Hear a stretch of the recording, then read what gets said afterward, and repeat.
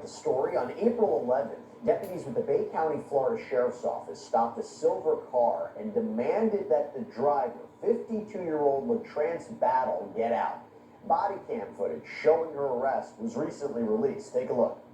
1033 on the beat, 1033 on.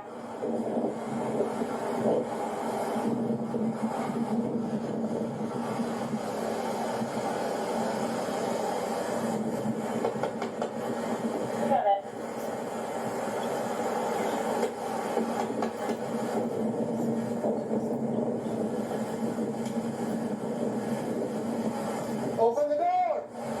Sheriff's office! What do you want now? Open the door!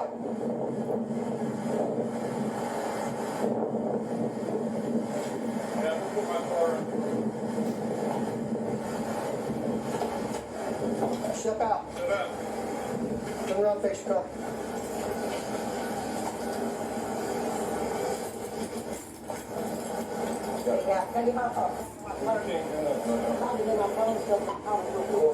Lift the chair, 1015. 1823 out. So now the question is, how did we get here, right? Well, according to investigators, just a day earlier, on April 10th, Latrance pretended to be an agent with Immigration and Customs Enforcement, or ICE, and then allegedly kidnapped a woman who it turns out is her ex's new wife from her workplace, eventually driving her to an apartment complex before the victim could escape.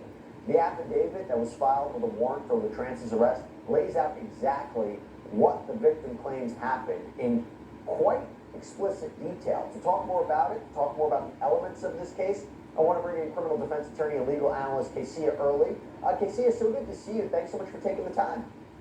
Great to see you as well.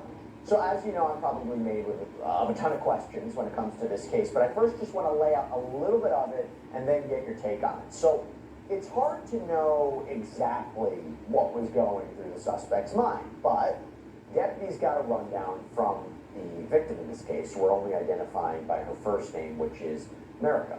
Now, the deputy who wrote up the affidavit says that when he got in touch with Merica, she was shaking and appeared to be really afraid. Merica stated as she was working at Days Inn 435 Tyndall Parkway, the defendant, later identified as Latrance Battle, walked in wearing a black zip-up jacket, black pants, black hat, white face mask, and sunglasses.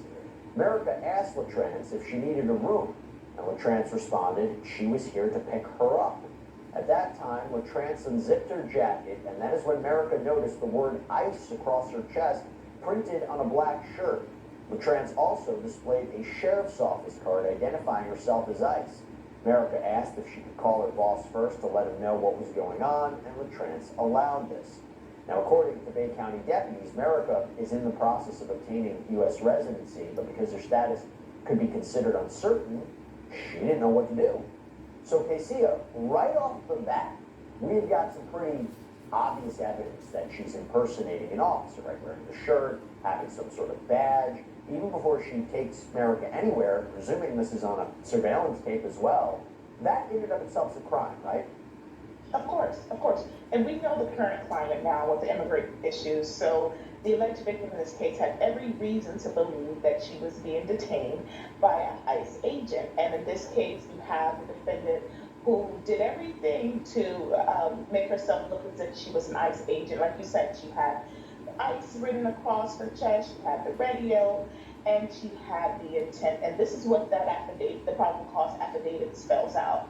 So then, although she didn't have a gun, people think that, okay, you can't kidnap anyone without a weapon, but that's not the case. She utilized the guise of being in immigration to take her from one location to another location. And in this case, the alleged victim complied because we know that her immigration status was not secured. She was in the process of finalizing her immigration status. And then that's where this case gets kind of crazy, because she doesn't take her to a customs agent or to an office. She takes her to an apartment complex. And thankfully, the alleged victim gets away.